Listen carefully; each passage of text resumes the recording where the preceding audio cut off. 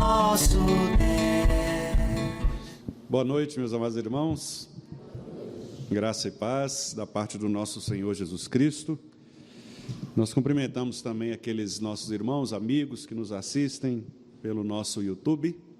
E nós vamos dar prosseguimento à exposição do sexto mandamento, que está registrado em Êxodo, capítulo 20, versículo 13. Mais uma vez nós vamos abrir, e embora seja um versículo bastante curto, e que certamente nós o sabemos de cor, nós vamos ainda assim abrir a palavra do Senhor e lermos juntos este versículo 13 de Êxodo 20, que é o sexto mandamento. Leiamos: não matarás. Mais uma vez, não matarás. Vamos orar? Querido Deus, nós te agradecemos a bênção que o Senhor nos dá nesta noite, de podermos cantar louvores ao Senhor, de podermos entregar os nossos dízimos, ofertas, de podermos compartilhar com os nossos irmãos da verdadeira comunhão que temos na pessoa de Jesus Cristo, de podermos, ó Deus, pedir perdão ao Senhor pelos nossos pecados, crendo na graça salvadora de Jesus Cristo, Senhor, e agora também pela bênção que temos de abrir a Tua palavra, para nela meditarmos e colocarmos em nosso coração o ensino precioso que certamente nos dará o encaminhamento para uma vida mais digna do Evangelho do Senhor. Assim como lemos neste culto, que possamos, ó Deus, andar dignamente no Evangelho, na lei do Senhor, para que a lei da perfeita liberdade possa verdadeiramente fazer parte das nossas vidas, e que assim, ó Deus, ajustemos o nosso modo de ser e de fazer conforme a vontade do Senhor. Abra os nossos entendimentos, Pai Santo, bem como o nosso coração, a sede de todos os nossos desejos, de onde procedem todas as fontes de vida, que o Senhor abra, ó Deus, e ali implante Tua palavra, para que assim possamos guardá-la em nossos corações, a fim de não pecarmos contra o Senhor. Pedimos-te isto em nome de Jesus Cristo. Amém.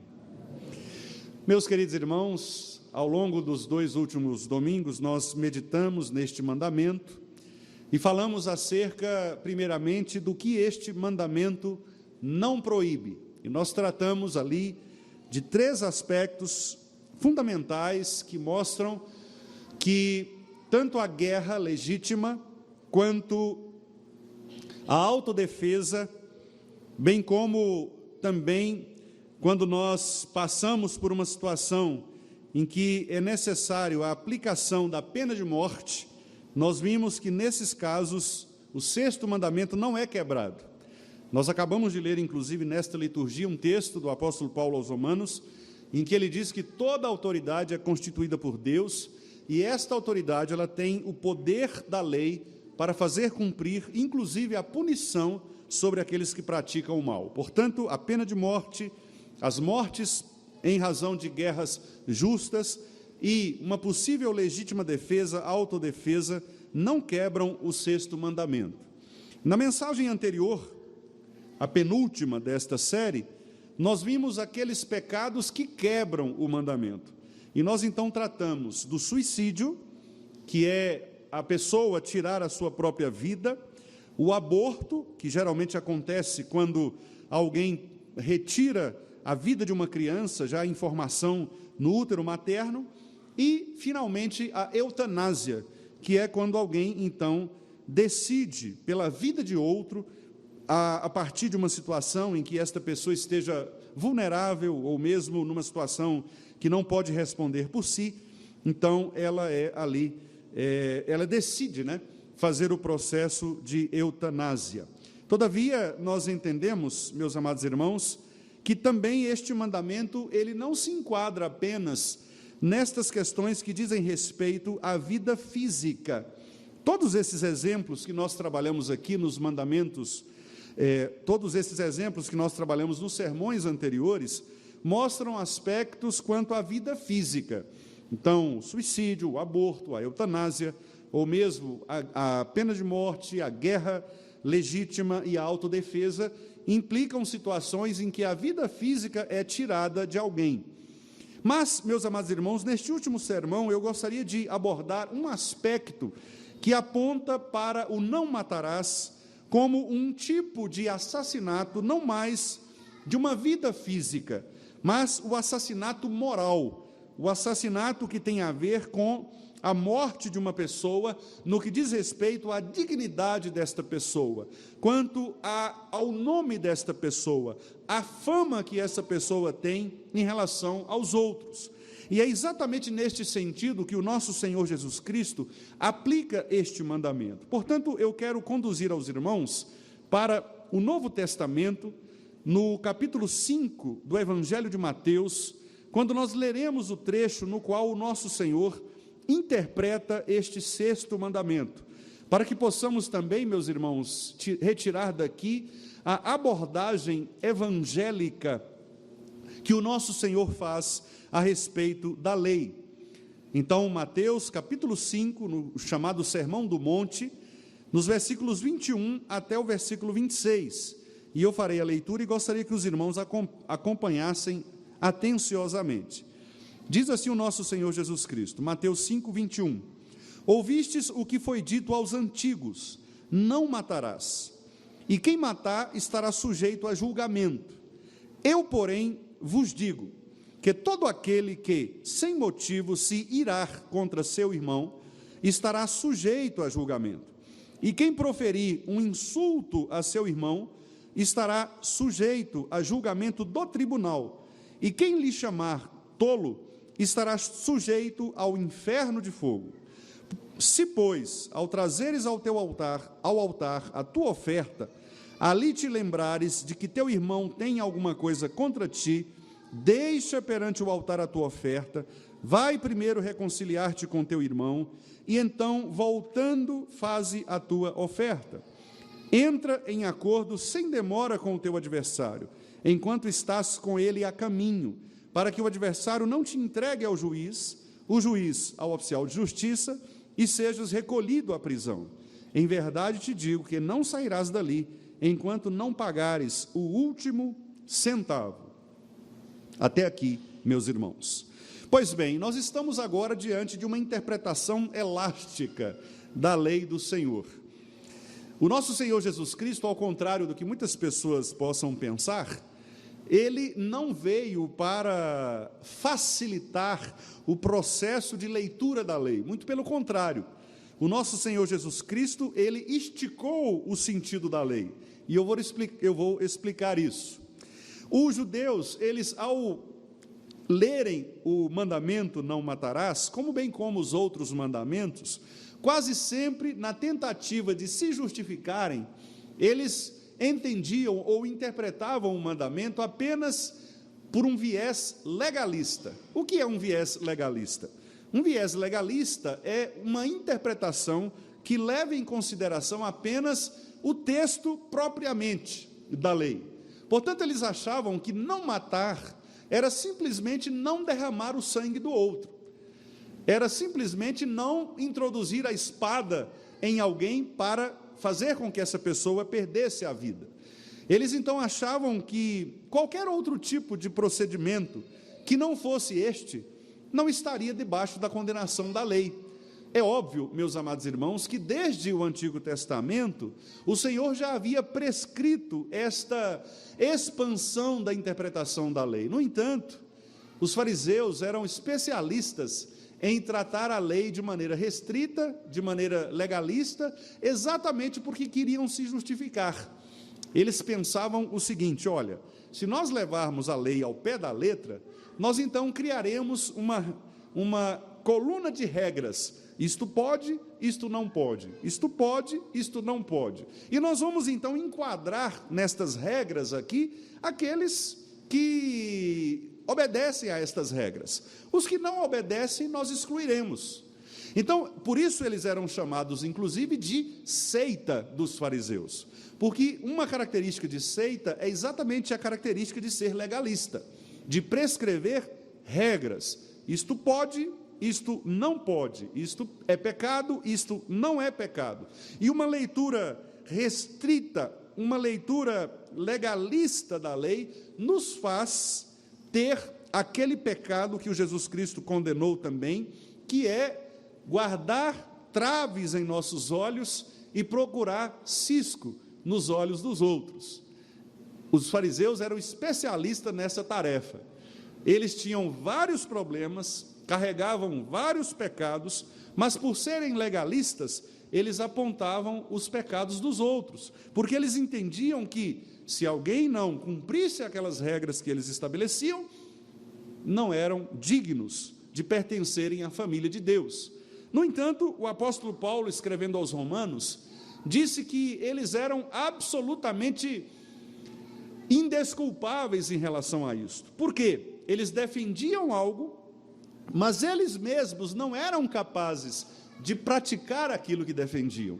Eles mesmos quebravam a lei em muitos aspectos, e por isso eles se tornavam piores do que aqueles que deixavam de cumprir a lei. Porque uma coisa é o ímpio, que sendo ímpio, pratica a impiedade, portanto, ele faz o que lhe é próprio, mas é um pecado ainda maior aquele que sabe o que é a verdade, mas não pratica a verdade.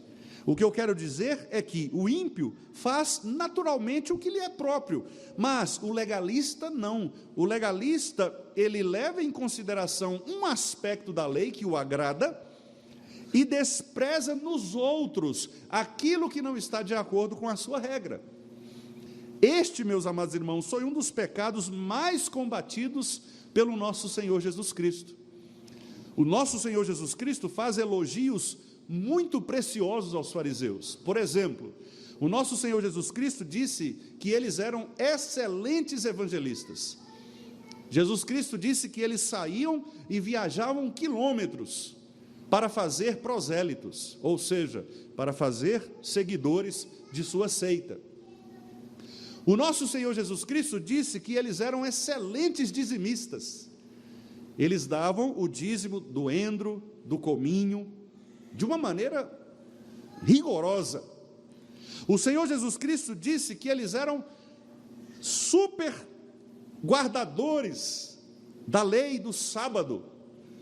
Tanto isso é verdade que o nosso Senhor Jesus, ao pronunciar a destruição de Jerusalém, o que aconteceu no ano 70, já da era cristã, o nosso Senhor disse: olha, vocês têm que pedir a Deus para que a perseguição não se dê no sábado, porque no sábado o judeu ele não andava mais do que certos metros. Se a perseguição acontecesse no sábado, eles não correriam por uma obediência legalista à lei. Então Jesus disse: olha, peçam a Deus para não ocorrer no sábado, porque senão vocês serão alcançados, serão atingidos.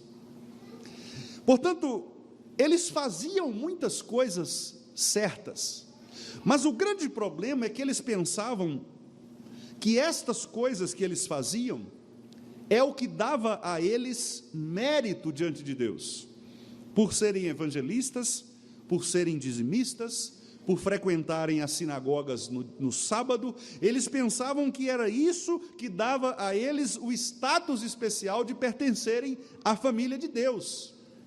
No entanto, o nosso Senhor Jesus Cristo disse que todas estas coisas que eles faziam, embora boas, eram feitas com a motivação errada do coração.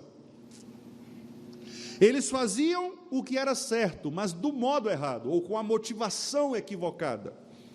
Por isso o nosso Senhor disse: olha, vocês são capazes de dar o dízimo do endro, do cominho, mas não são capazes de exercer a misericórdia, a compaixão, não são capazes de amar. Jesus disse: vocês são capazes de viajar quilômetros para trazer as pessoas para a seita de vocês. No entanto, ao fazerem isto, vocês estão, na verdade, evitando que as pessoas conheçam a verdadeira liberdade, que é o cristianismo, na minha pessoa, na pessoa de Jesus. Então Cristo condenou não aquilo que eles faziam, mas a motivação pela qual faziam. E é exatamente o que Jesus faz também agora neste 6º mandamento. Jesus coloca, meus amados irmãos, como motivação para a quebra do sexto mandamento, um outro pecado, mas um pecado que não é visível. Porque o aborto, ele é um pecado visível. A eutanásia é um pecado visível contra o corpo. O suicídio também é um pecado visível contra o corpo. Mas Jesus aqui fala de um pecado que não pode ser visto, que é um pecado que habita no coração. E não há nenhum raio-x, nenhum aparelho de tomografia, nenhuma ressonância, a não ser a ressonância espiritual, que revele aquilo que está no fundo do coração e que é a raiz que produz a quebra do sexto mandamento. Jesus nomeia este pecado, e ele faz isto no versículo 22, que nós lemos aqui de Mateus 5.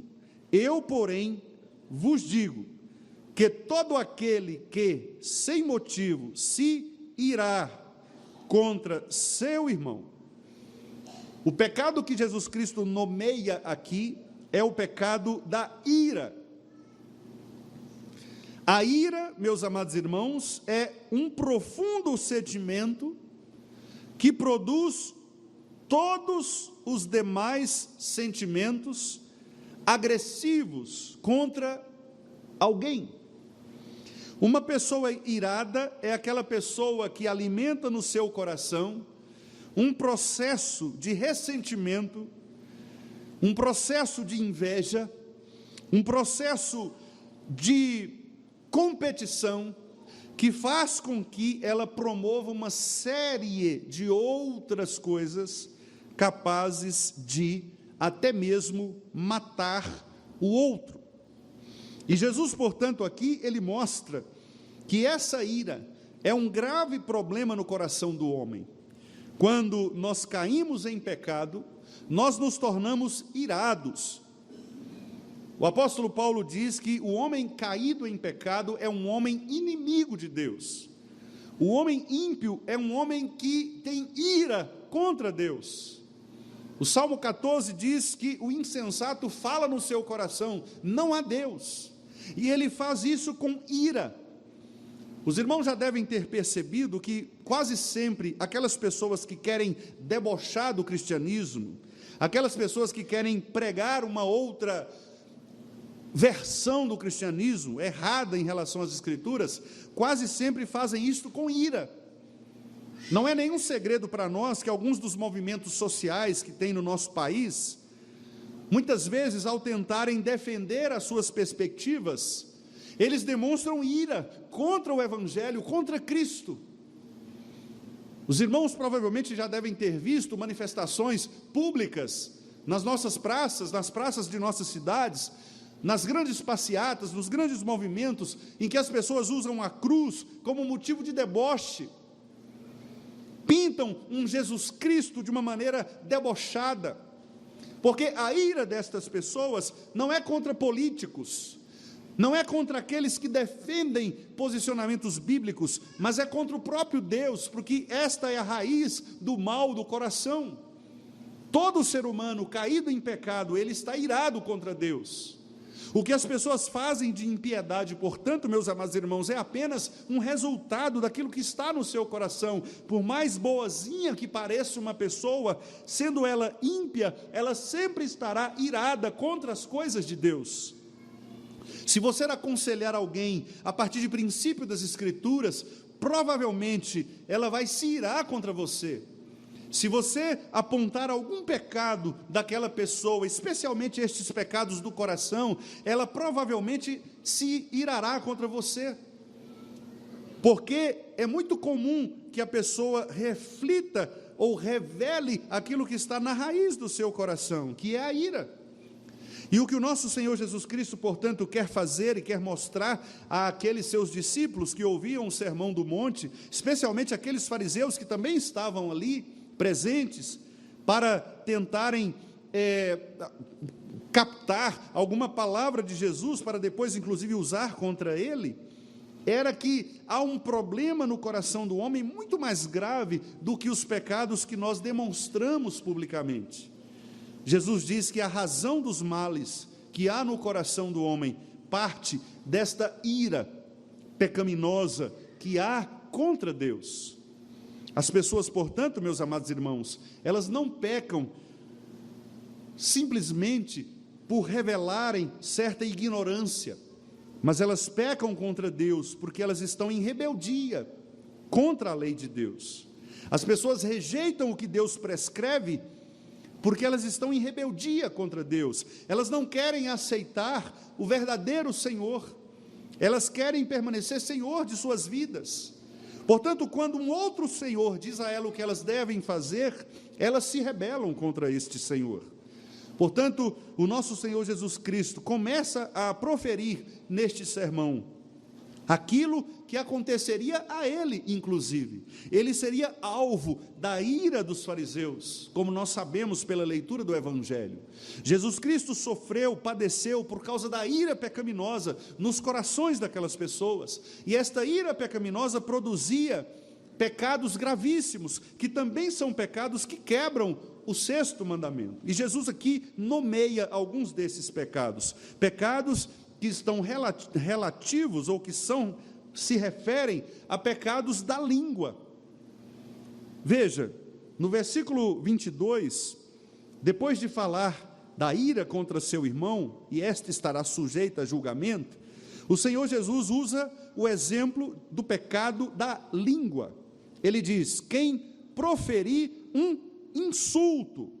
Este é o primeiro pecado que Jesus coloca aqui, insultar.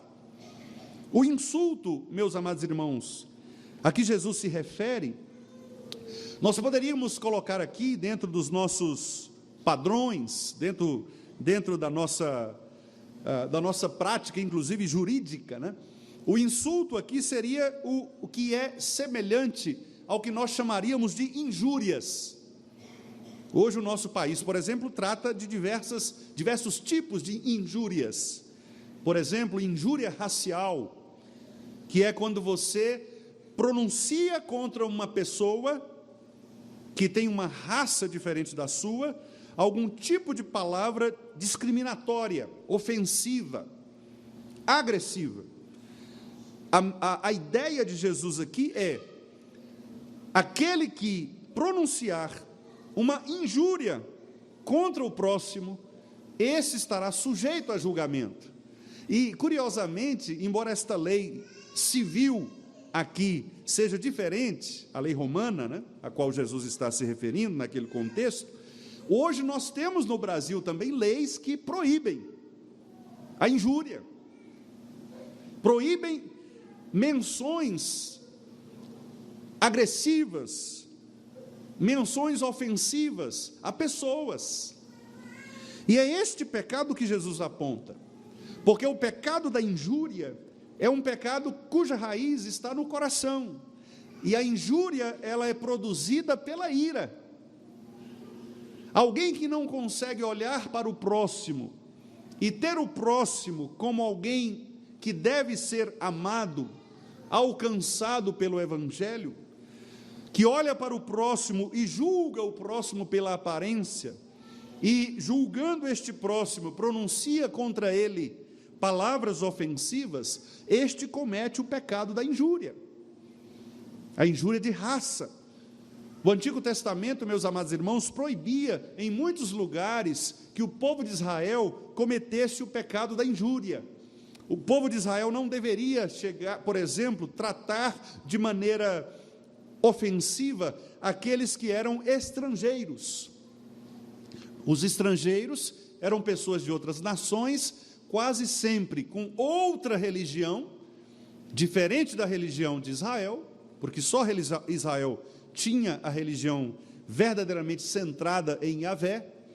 As outras nações, muitos estrangeiros vinham para Israel, e a lei proibia que Israel tratasse de uma maneira injuriosa aqueles que eram estrangeiros. Portanto, desde o Antigo Testamento, a lei estava posta. Não é nenhuma novidade o que Jesus está fazendo aqui. Jesus não está reconstruindo a lei, ele está simplesmente lembrando aos fariseus que eles tinham esquecido de um princípio fundamental da lei que já anunciava o Evangelho. O princípio de que matar alguém não é simplesmente derramar sangue, mas matar alguém é quando você deixa de promover a vida daquele que é necessitado, neste caso, um estrangeiro, alguém que tem uma cultura diferente da sua, um refugiado, alguém que precisa do seu cuidado. Mas, se você focar apenas no derramamento do sangue, você desprezará este que é diferente de você. Portanto, o que Jesus está fazendo aqui é mostrando a eles que este mandamento já era alvo da lei. Aqueles que cometerem a injúria, insultarem, desprezarem, proferirem palavras agressivas, ofensivas contra aqueles que pensam diferentemente, contra aqueles cuja raça é diferente, contra aqueles cuja cor de pele é diferente, estes não passarão sem juízo. E, meus amados irmãos, nós devemos entender este mandamento do Senhor como algo muito precioso para a nossa época. Meus amados irmãos, uma coisa é nós pregarmos a verdade de Deus sem retirarmos um pingo sequer desta verdade. Outra coisa muito diferente é a maneira como nós apresentamos este evangelho. E muitas vezes nós confundimos uma pregação verdadeira com um modo agressivo de falar. O apóstolo Paulo, instruindo ao jovem pastor Timóteo, disse a ele que ele deveria pregar o evangelho com mansidão, esperando que o Espírito Santo convencesse os corações. Portanto, meus amados irmãos, nós devemos firmar as nossas posições contra os pecados que nós, infelizmente, experimentamos em nossa sociedade. Mas nós não temos, meus amados irmãos, o direito de tratarmos estas pessoas que praticam tais pecados com insulto. Nós somos contrários à prática do homossexualismo, porque o homossexualismo, na nossa visão, quebra o princípio do Senhor. Mas nós devemos tratar a todos os homossexuais com amor,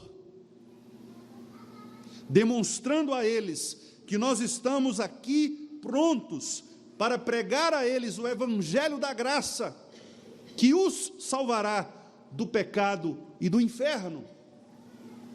Nós não podemos nos colocar como aqueles juízes que querem simplesmente condenar, matar, mas devemos demonstrar um evangelho da graça.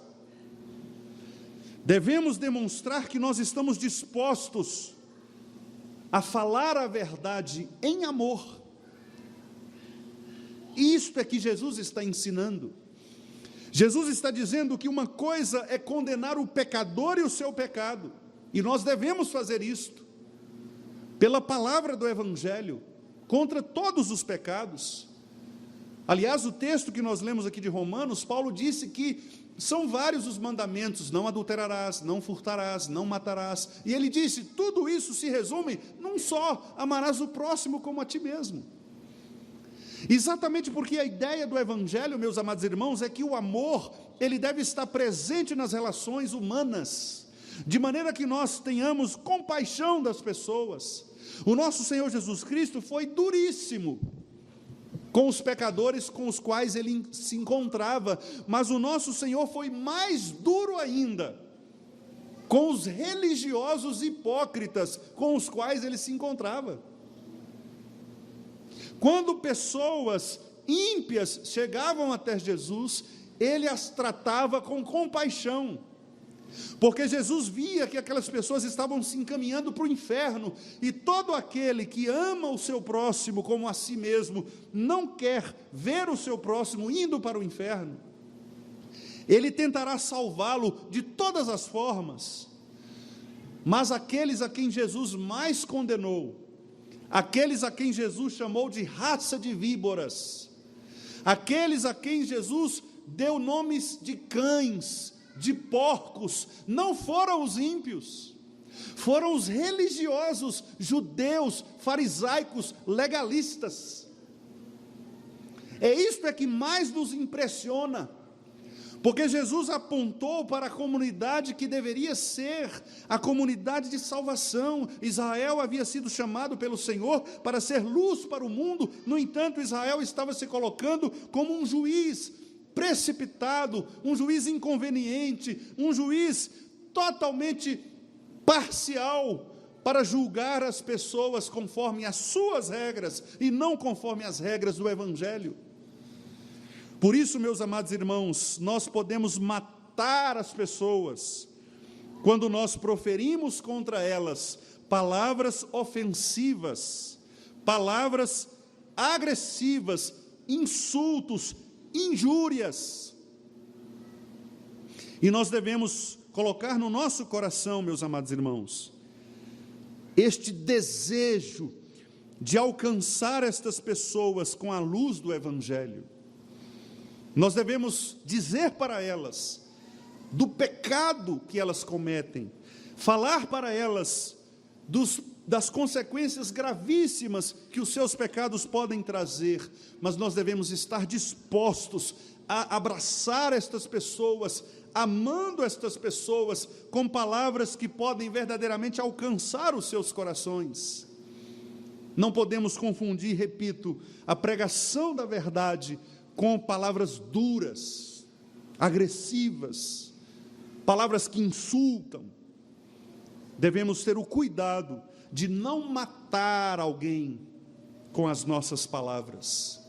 Muitas vezes, ao invés de promover salvação, nós matamos estas pessoas pelas nossas palavras duras, agressivas, que não promovem em momento algum a reflexão delas a respeito da salvação em Jesus. Mas ainda há, meus irmãos, outro aspecto que Jesus coloca aqui. No versículo 22, ele ainda diz que além de proferir um insulto, ele diz também: aquele quem lhe chamar tolo, estará sujeito a julgamento. Aqui é uma ideia de Jesus que está muito relacionada ao fato de os fariseus proferirem uma palavra de condenação a alguém. A palavra tolo aqui também é citada como a palavra raca, que é uma forma que os judeus tinham de dizer para aquela pessoa que ela estava condenada, que ela não fazia parte da comunidade salva, da comunidade de Israel. E isso era muito comum dentro do partido dos fariseus, porque eles se achavam um partido fechado. Somente eles seriam salvos, aqueles que obedeciam aquelas regras. Isso mostra que Jesus está apontando agora, não apenas para a proferição de palavras ofensivas, mas também para uma compreensão equivocada, errada, a respeito de quem compõe o reino. Porque Israel, meus amados irmãos, desde o Antigo Testamento, como eu disse, havia sido chamado por Deus para ser luz para as nações. Israel não deveria fechar-se. E nós temos um exemplo magnífico que eu tenho citado aqui, que é o do profeta Jonas. O profeta Jonas, ele cultivava no seu coração um tipo de patriotismo nacionalista, e ele ficou com raiva de Deus, ele ficou irado com Deus, essa ira pecaminosa aqui, que Jesus menciona. Jonas ficou irado no seu coração, porque Deus resolveu salvar pessoas que não eram do gosto de Jonas. Jonas detestou a ideia de Deus salvar os ninivitas. Ele tentou de todo jeito escapar, tentou fugir para outro lugar, tentou pular no mar para morrer, e Deus, não é aí, eu vou te levar para lá. E quando finalmente ele prega a mensagem com má vontade, uma mensagem de 5 palavras, Nínive será destruído em 40 dias, 5 palavras, ali Deus salva 120 mil pessoas, e ele vai sentar debaixo da árvore com raiva, irado com Deus. Está vendo? Por isso que eu não queria pregar, porque eu sabia que o Senhor ia salvar aquele povo. Sabia. É isso que Jesus está dizendo aqui. Nós cristãos, meus amados irmãos, muitas vezes queremos fazer o papel de Deus e eleger as pessoas que Deus quer salvar. Ou seja, nós estabelecemos padrões de quem pode e de quem não pode ser crente. E nós fazemos isso não do modo como Deus faz, porque o modo como Deus faz é o modo é o do coração. Deus conhece o coração, nós conhecemos a aparência. Então, muitas vezes nós julgamos pela aparência. E julgar pela aparência é eleger aqueles a quem Deus não elegeu. Você escolhe aqueles que podem ou não podem ser crentes. E infelizmente, meus amados irmãos, muitos grupos religiosos acabam estabelecendo regras de pertencimento à família da fé, dizendo quem pode e quem não pode ser salvo, aceitando quem pode e quem não pode ser salvo. Quando Paulo se converteu, Barnabé precisou fazer um trabalho de relações públicas. Barnabé precisou acompanhar Paulo para chegar nos lugares e dizer: gente, olha, Paulo se converteu mesmo. E o pessoal ficava desconfiado de Paulo. Esse aí, o cara que até pouco tempo matava os cristãos, tem alguma coisa esquisita. Quando a esmola é grande, o santo desconfia. Cuidado com esse camarada aí. Barnabé, não, meus irmãos, ele é crente, ele foi convertido. Paulo precisou contar a história dele, que ele viu Jesus. Desconfiados, não gostaram. Paulo foi meio desconfiado. Os coríntios, Paulo precisou escrever a segunda carta aos coríntios para defender sua apostolicidade. Eles não aceitavam o pastoreio de Paulo, porque eles achavam que Paulo não era lá essas coisas. Nós temos essa tendência de eleger aqueles que nós queremos que sejam crentes, o nosso gosto. Nós queremos que venham para a nossa igreja aqueles que se parecem conosco. Nós queremos que sejam membros da igreja aqueles que falem nossa língua. Israel pensava desta forma, mas Deus não pensa dessa forma, porque o nosso Deus diz que naquele dia, quando nós estivermos reunidos nos céus, todo povo, toda língua, toda raça, toda nação darão glórias a Ele. Portanto, é provável que quando nós chegarmos no céu, seja antes de Cristo voltar ou quando Ele voltar, quando for restaurado, nós vamos ver muitas pessoas que nós nunca imaginávamos que estaria no céu. E nós vamos sentir falta de pessoas que nós achávamos que estariam lá. Gente, mas fulano não veio, que coisa, hein? Você? Rapaz, olha, nunca imaginava. Porque Deus vê o coração. Ele julga não pela aparência, não pelas práticas religiosas, mas pelo mérito de Jesus. Por isso, meus amados irmãos, aqui um outro pecado que está sendo condenado por Jesus, é o pecado de nós impedirmos a entrada no reino daqueles que são chamados pela graça do nosso Senhor. Lembram-se do exemplo da criança? Jesus disse, eles queriam impedir as crianças, deixai vir a mim os pequeninos, porque deles, aqueles que impedirem esses pequeninos, aqueles que fizerem tropeçar um destes pequeninos, é melhor amarrar uma pedra no pescoço e pular na água. O que Jesus quis dizer com isso? Jesus quis dizer que a prática dos religiosos da época era muito mais de dificultar a entrada no reino do que atrair as pessoas para o reino, porque elas exigiam das pessoas coisas que o próprio Deus nunca exigiu.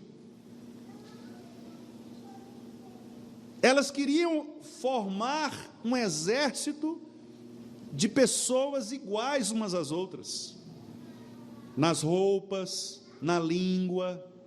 Por que Jesus conta a parábola do bom samaritano?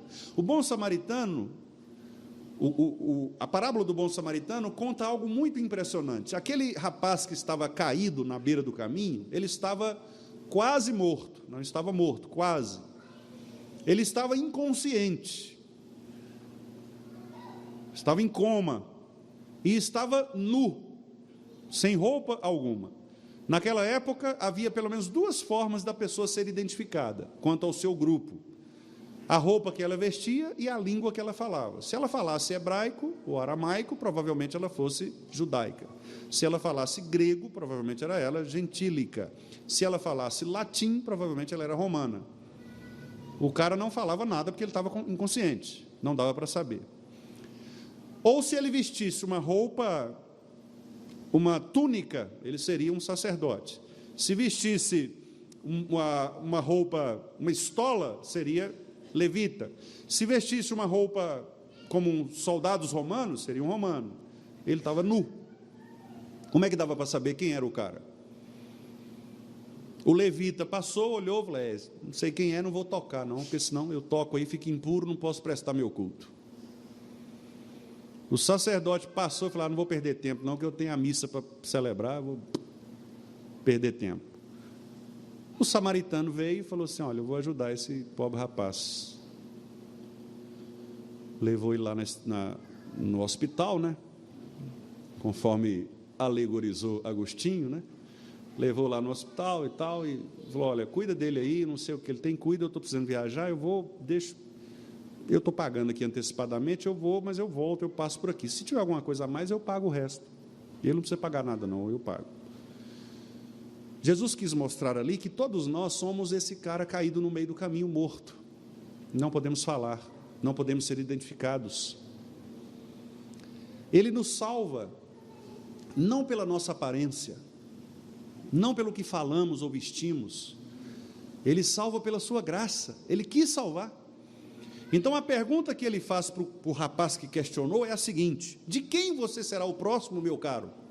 Porque você está preocupado quem é o próximo, mas a pergunta é outra: de quem você será o próximo? Porque você é esse indivíduo caído, morto. Você está achando que é muita coisa, mas não é. Quem poderá te salvar? Obviamente não era o Chapolin Colorado, né? Eu sei que vocês pensaram nisso. Só Cristo. Esta era a mensagem. Assim também, meus irmãos, a mensagem para nós, quanto ao não matar, é: Cristo é quem escolhe aqueles a quem Ele quer dar vida.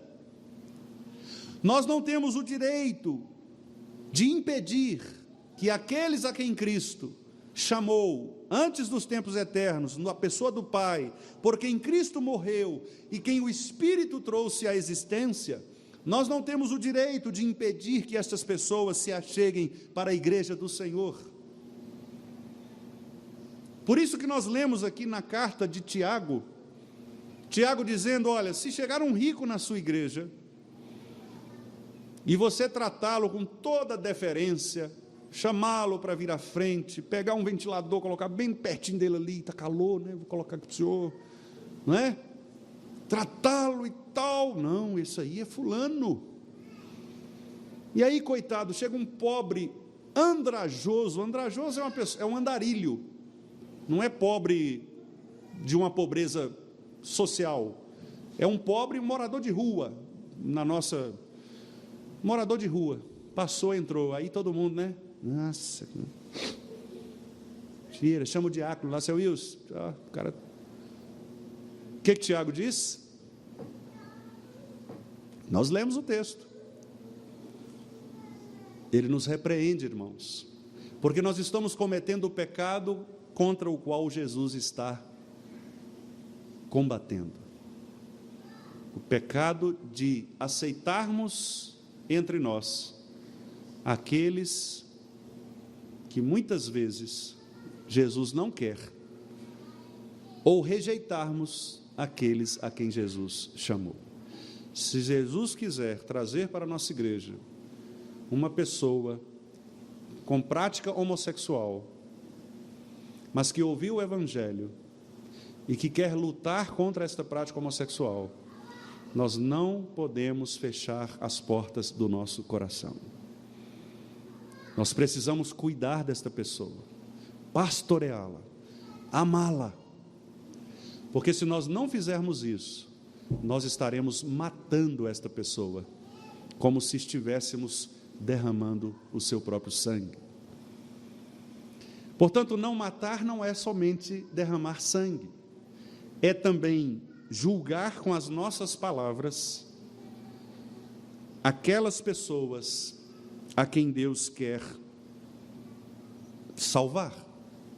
Terceiro e último lugar,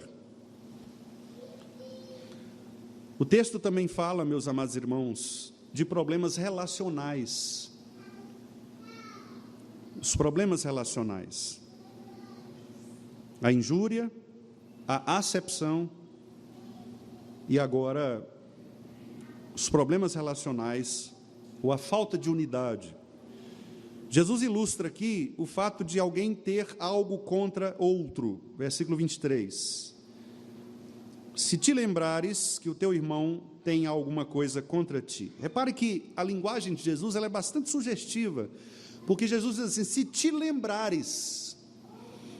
Portanto, não é necessariamente algo que tenha acontecido imediatamente após a oferta, não é algo imediatamente após ao fato da discórdia. Mas Jesus está falando aqui de algo que aconteceu no passado e que nós muitas vezes cultivamos em nosso coração. Ele está falando aqui, portanto, de um dos pecados criados pela ira, que é a amargura. A amargura é um pecado que procede da ira, do ressentimento. Alguém fica irado contra o outro, mas ele não é capaz de responder ao outro naquele momento da ofensa.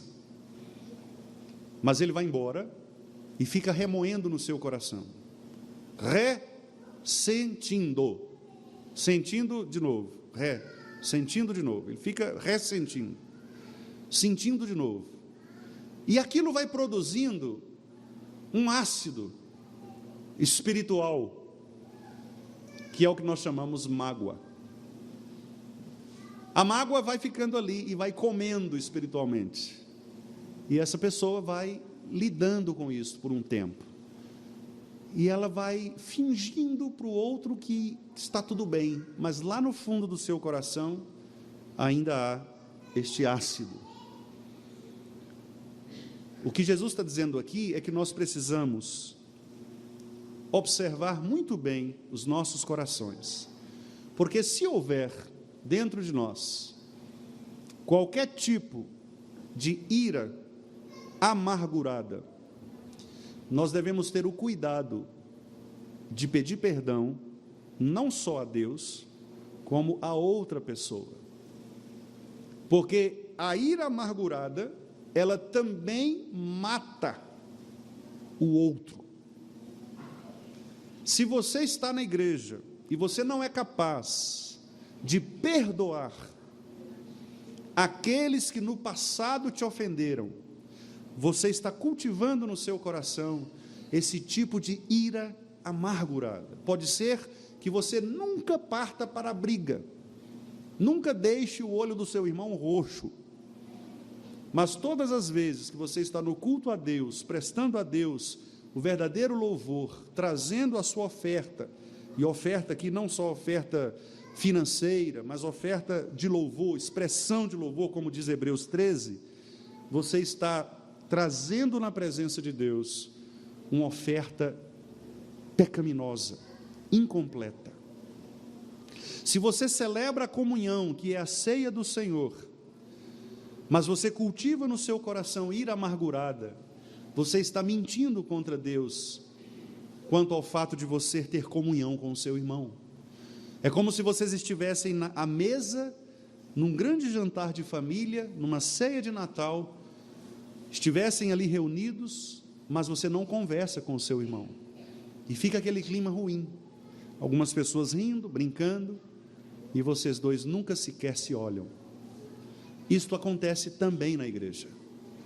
Nós estamos assentados diante da mesa, da ceia, e muitas vezes nós não temos condições de olhar espiritualmente para o nosso irmão, porque há ira amargurada em nosso coração.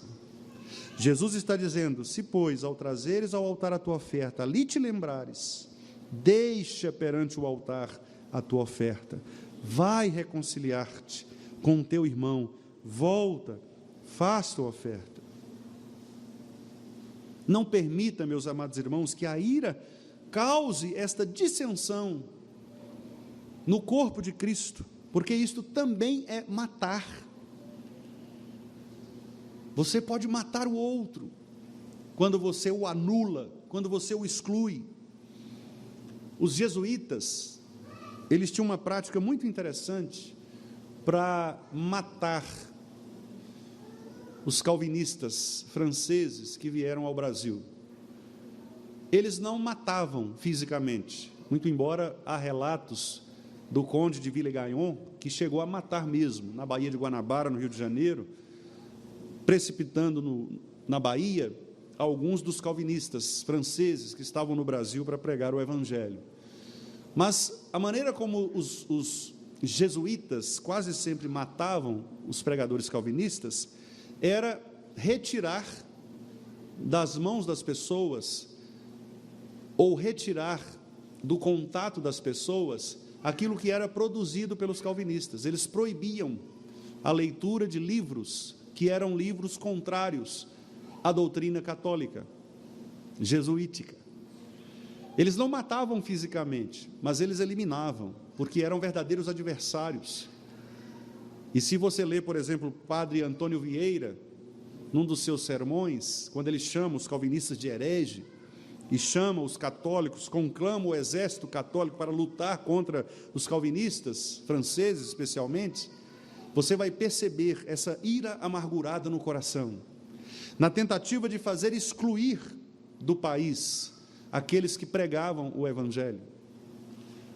E, finalmente, esta ira produziu perseguição física, quando muitos templos, inclusive presbiterianos, no momento da implantação, foram agredidos. Há relatos em São José do Calçado, por exemplo, de católicos que pegavam em armas, foices, enxadas, porretes, para proibir que os evangélicos presbiterianos se reunissem. Há relatos de igrejas queimadas. Portanto, meus amados irmãos, a violência, ela nunca começa apenas no modo físico, mas ela começa com a ira amargurada no coração. Uma briga de casal, dificilmente ela estoura. Ela começa com uma ira amargurada, situações não resolvidas, problemas não tratados. Os problemas relacionais na igreja quase sempre não começam por uma discussão do nada. Há uma predisposição maligna no coração, esta raiz que produz esta ira amargurada. Portanto, meus amados irmãos, nosso Senhor Jesus está dizendo: não matar não é simplesmente derramar sangue. Você pode matar as pessoas de outras formas, injuriando, impedindo que elas conheçam o Evangelho, ou cultivando no seu coração ira amargurada. Que Deus, meus amados irmãos, retire de nós estes pecados, que o Senhor nos faça ler o nosso coração com o auxílio do Espírito Santo do Senhor, que é quem nos sonda, para que nós possamos corrigir estes erros. Se há entre nós, se eu ou se os irmãos, talvez cultivamos em nosso coração algumas destas práticas, que nós peçamos perdão a Deus, e se for o caso, que peçamos perdão também ao nosso irmão, para que nós não incorramos na quebra deste mandamento. Pergunte se você talvez não tem matado pessoas próximas de você, com o seu jeito agressivo, com o seu jeito injurioso, com o seu mau testemunho, ou com a sua religiosidade legalista, que impede as pessoas de conhecer o Evangelho, ou mesmo com esta ira amargurada do coração, que muitas vezes pode promover divisões. Que o Senhor nos ajude a corrigirmos os nossos passos, que o Senhor nos ajude a viver e deixar viver, que o Senhor nos ajude, meus irmãos, que nós preguemos o Evangelho da vida, que nós nos foquemos na solução, que nós apresentemos às pessoas o caminho de boas novas, que nós possamos dizer para elas: olha, você é um miserável pecador, mas eu quero dizer para você que há solução, há uma saída. Cristo, que o mesmo sentimento que houve em Cristo Jesus, possa haver também em nós, meus amados irmãos, pois Ele se humilhou, sendo obediente, até a morte de cruz, mesmo sendo Deus. Ele não fez questão de manifestar entre as pessoas o seu poder, para parecer a eles mais poderoso, mas ao contrário disso, Ele foi obediente, Ele foi compassivo, Ele amou as pessoas, cuidou delas, pregou a elas as boas novas, para que o Espírito pudesse dar a elas a salvação no tempo adequado. Que o Senhor nos abençoe, que o Senhor nos guarde, e que nós possamos cultivar em nossos corações este desejo sincero de amar a todos aqueles com quem convivemos, independentemente de suas raças, independentemente de seus pecados, mas que nós saibamos mostrar a estas pessoas a gravidade dos seus pecados, sim, mas com o amor, com o mesmo amor que todos nós fomos alcançados em Cristo Jesus. Que Ele nos abençoe, irmãos. Amém.